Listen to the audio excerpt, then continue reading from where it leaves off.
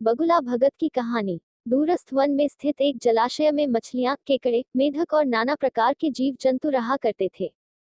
तालाब के किनारे एक बूढ़ा बगुला भी रहा करता था। बूढ़ा बगुला भोजन के लिए तालाब की मछलियों पर निर्भर था। वह दिन भर तालाब किनारे घात लगाए बैठा रहता था। जैसे ही कोई मछली नजर आती थी, उसे लपक कर पकड़ लेता और अपने पेट की ज्वाला शांत कर लेता था। लेकिन धीरे धीरे उसकी आंखें कमजोर होने लगी और मछलियां पकड़ना उसके लिए दुष्कर हो गया।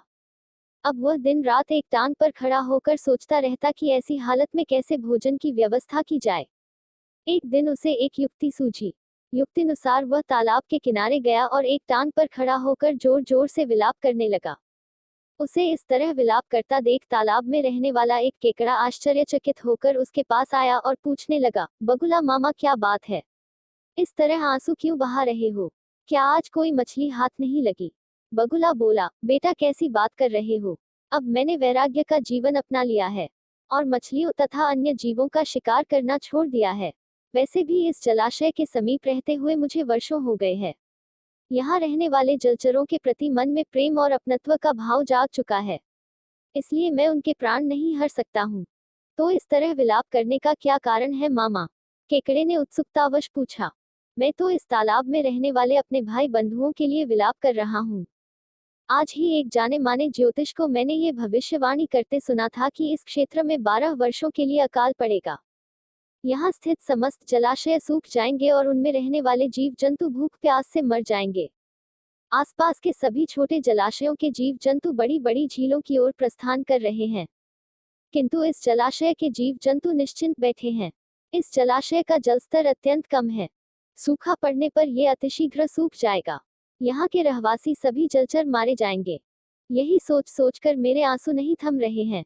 बगुले की बात सुनकर केकड़ा तुरंत तालाब में रहने वाली मछलियों और अन्य जलचरों के पास गया और उन्हें बगुले की अकाल संबंधी बात बता दी। ये सुनकर सभी जलचर बगुले के पास जा पहुंचे और उससे इस समस्या से निकलने का उपाय पूछने लगे। दुष्ट बगुला तो इसी अवसर की ताक में था। वह बोला, बंधुओं, चिंता की कोई बात नहीं है। यहाँ से कुछ ही दूरी पर जल से लबालब एक बड़ी झील अवस्थित है। वहाँ का जल अगले 50 वर्षों तक नहीं सूखेगा। मैं तुम्हें अपनी पीठ पर लादकर उस झील में छोड़ आऊंगा। इस तरह तुम सबकी जान बच जाएगी।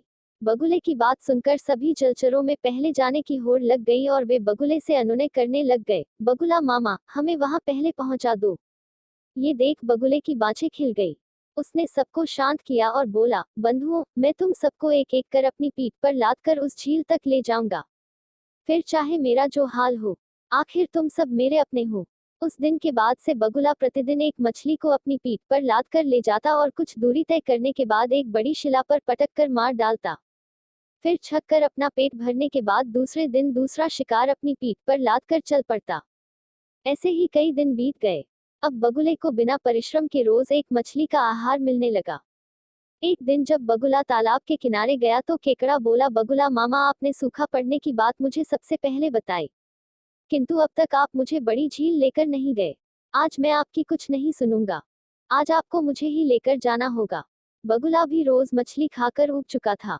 उसने सोचा कि क्यों ना आज केकड़े को ही अपना आहार बनाया जाए, और वह केकड़े को अपनी गर्दन पर बैठाकर उड़ने लगा। कुछ दूर जाने के बाद केकड़े ने देखा कि एक बड़ी शिला के पास मछलियों की हड्डियों का अंबार लगा हुआ है। उसे संदेह हुआ कि हो न हो ये सब बगुले का ही किया धरा है। उसने बगुले से पूछा, मामा, और कितनी दूर जाना है? तुम मुझे उठाए उठाए थक गए होगे। युशिला तक पहुंचने के बाद बगुले ने सोचा कि अब वास्तविकता बताने में कोई हर्ज नहीं है। उसने केकड़े को सारी बात बता दी और बोला, केकड़े, ईश्वर का स्मरण कर ले। तेरा अंत समय आ चुका है। अब मैं तुझे भी इन मछलियों की तरह इस शिला पर पटक कर मार दूंगा और अपना आहार बनाऊंगा। ये सुनते ही केकड़े ने अपने नुकीले दांत बगुले की गर्दन पर गड़ा दिए। बगुले की गर्दन कट गई और वह वहीं तड़प कर मर गया। केकड़ा बगुले की कटी हुई गर्दन लेकर वापस तालाब में पहुंचा और दुष्ट बगुले की दुष्टता की कहानी सब जलचरों को बताई और बोला, अब वह दुष्ट मर चुका है। तुम सब लोग यहाँ आनंद के साथ रहो।